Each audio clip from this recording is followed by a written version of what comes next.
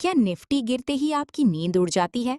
सोचिए, अगर आपका पोर्टफोलियो ऐसा हो जहां आपका अधिकतम नुकसान सिर्फ 3.5% तक सीमित हो, लेकिन मुनाफा अनलिमिटेड रहे।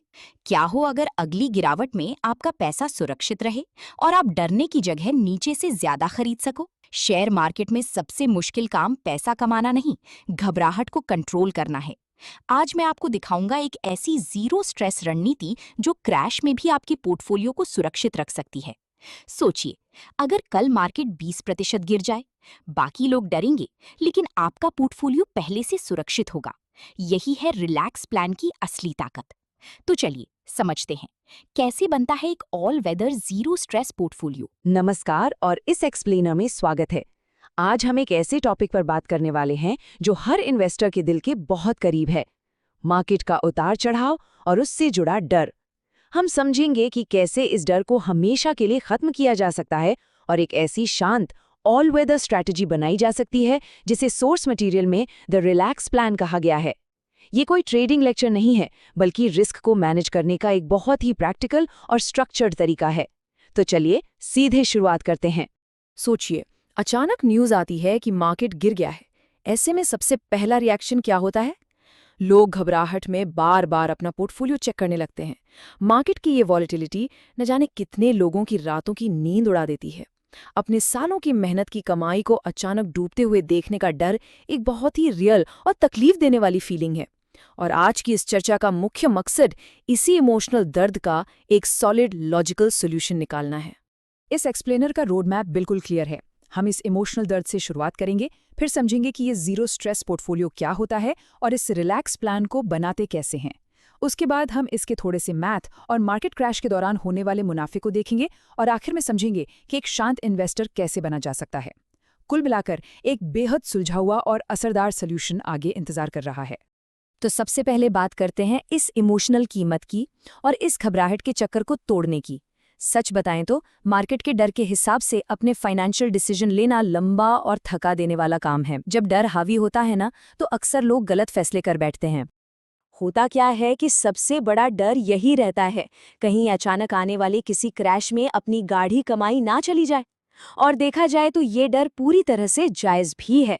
लेकिन सोर्स मटेरियल के मुताबिक अगर सही टूल्स का इस्तेमाल किया जाए तो स्टॉक मार्केट की ग्रोथ और सेफ्टी दोनों एक साथ चल सकती हैं। यानी डर के साए में जीना बिल्कुल भी जरूरी नहीं है। और यहीं से शुरुआत होती है हमारे दूसरे पड़ाव की, जीरो स्ट्रेस पोर्टफोलियो बनाना, जहां हम अपने नुकसान को लिमिट कर देते हैं। ये इस पूरी स्ट्रैटेजी का सबसे बड़ा वादा है, एक ऐसी अप्रोच जहां घबराहट की कोई जगह नहीं है।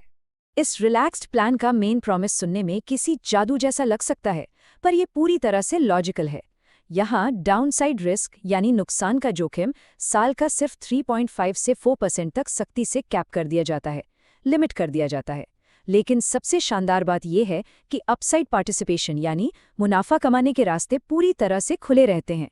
ये प्लान मार्केट के पैनिक को एक बेहद स्ट्रक्चर्ड सेफ्टी नेट से रिप्लेस कर देता है। अब फाइनेंस की दुनिया में मुश्किल शब्दों से डर लगना आम बात है, पर चलिए इन्हें बिल्कुल आसान जिंदगी के उदाहरण से समझते हैं।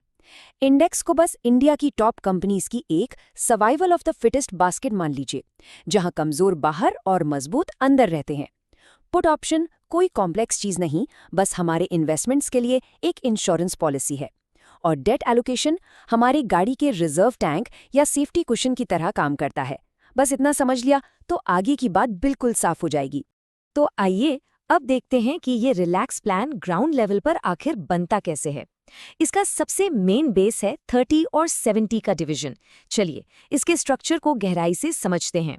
इस स्ट्रैटेजी का सबसे पहला और जरूरी कदम है अपनी पूरी पूंजी को बांटना। सारा पैसा कभी एक साथ मार्केट में नहीं डालना है। इसके बजाय 30% हिस्सा निफ्टी 50 जैसे किसी इंडेक्स ETF में रखा जाता है और बाकी का 70% हिस्सा लिक्विड फंड्स या भारत बॉन्ड्स जैसे एकदम स्टेबल डेट इंस्ट्रूमेंट्स में सेफ रखा जाता है। ये 30 और 70 का स्प्लिट एक ऐसी मजबूत नींव बनाता है जिस पर पूरी बिल्डिंग खड़ी होगी। अब यहाँ एक सवाल उठ सकता है कि जब मार्केट में सिर्फ 30% पैसा लगाया तो 100% मुनाफा कैसे मिलेगा? इसका जवाब इन 3 स्टेप्स में है। पहले स्टेप में उस 30% ETF को कोलैटरल यानी गिरवी रख दिया जाता है। दूसरे स्टेप में इस कोलैटरल के बेसिस पर निफ्टी फ्यूचर्स में 70% की पोजीशन ली जाती है। इससे मार्केट एक्सपोजर पूरा 100% हो गया। और तीसरे स्टेप में इस पूरे पोर्टफोलियो की सुरक्षा के लिए एक एनुअल पुट ऑप्शन खरीद लिया जाता है। बिना सारा कैश लगाए पूरा एक्सपोजर भी मिल गया और सेफ्टी भी। यहाँ पर एनुअल पुट ऑप्शन को ठीक से समझना बहुत बहुत जरूरी है। अक्सर लोग समझते हैं कि ऑप्शंस का मतलब रिस्की ट्रेडिंग या जुआ है, लेकिन यहाँ बिल्कुल ऐसा नहीं है। हम यहाँ लॉन्ग ड्यूरेशन यानी साल भर के कॉन्ट्रैक्ट की बात कर रहे हैं। इन लंबी अवधि वाले कॉन्ट्रैक्ट्स में एक चीज होती है जिसे फाइनेंस में थीटा डिके कहते हैं, जो इनमें बहुत धीमा होता है। सिंपल शब्दों में कहें तो इनकी वैल्यू हर रोज तेजी से नहीं गिरती। ये सच में एक बहुत ही भरोसेमंद और धीमी गति से घटने वाली इंश्योरेंस पॉलिसी खरीदने जैसा ही है। चलिए अब थोड़ा गणित देखते हैं, लेकिन फिक्र मत कीजिए, ये कोई कॉम्प्लेक्स मैथ नहीं है। हम देखेंगे कि ये जो सेफ्टी नेट यानी इंश्योरेंस हमने लगाया है, ये आखिर अपना खर्च खुद कैसे निकालता है। इसे ऐसे समझते हैं, फ्यूचर्स को कैरी करने का कॉस्ट आता है करीब -5%। उसके ऊपर जो पुट ऑप्शन वाली इंश्योरेंस ली है उसका कॉस्ट भी है करीब -5%, तो टोटल ग्रॉस कॉस्ट हो गई 10%। लेकिन रुकिए, याद है हमने अपना 70% पैसा सेफ डेट इंस्ट्रूमेंट्स में रखा था? वहां से हमें रेगुलरली 7 से 8% की कमाई होती रहती है। यानी हमारी वो डेट की कमाई हमारे इंश्योरेंस और फ्यूचर्स की लागत को लगभग पूरी तरह से कवर कर लेती है। तो सारा हिसाब लगाने के बाद नेट रिजल्ट क्या आया? करीब 3.5%। यानी पूरी रात चैन की नींद सोने और अपने पैसे को किसी भी क्रैश से बचाने की इफेक्टिव कॉस्ट साल में बस 3.5 से 4% आती है। सच कहा जाए तो इस कंप्लीट पीस ऑफ माइंड के आगे ये लागत ना के बराबर है। हाँ, जब मार्केट बहुत तेजी से ऊपर जा रहा हो तो रिटर्न थोड़े से कम जरूर हो सकते हैं, पर जब बात मेंटल पीस की हो तो ये एक बहुत छोटी सी कीमत है।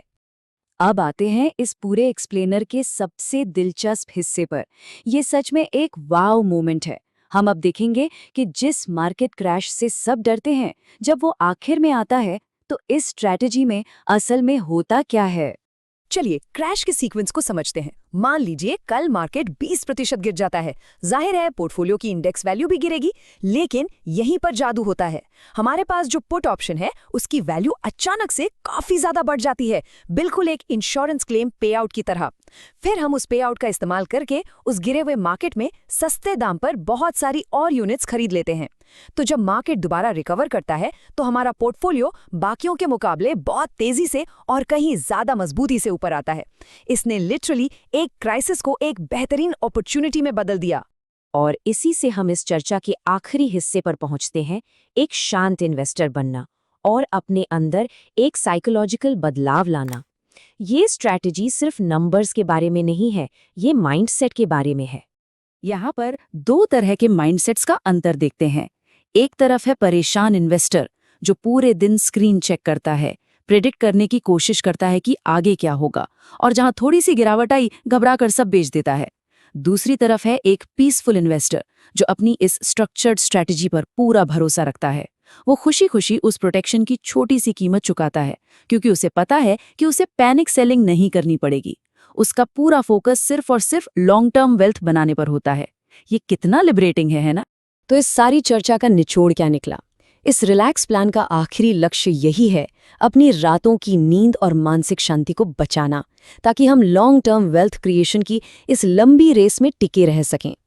देखिए, कोई भी स्ट्रैटेजी फ्री नहीं होती और इसमें थोड़ा डिसिप्लिन भी चाहिए, पर जब डर हट जाता है तो इन्वेस्टिंग एक बहुत ही काम और इंटेलिजेंट प्रोसेस बन जाती है। तो सोचिए, क्या अब भी अपनी मेहनत की कमाई को बिना मैनेज किए छोड़ना समझदारी है, या फिर डर और घबराहट से आज़ाद होकर एक शांत इन्वेस्टर बनने का वक्त आ गया है? इस बारे में ज़रूर सोचेगा।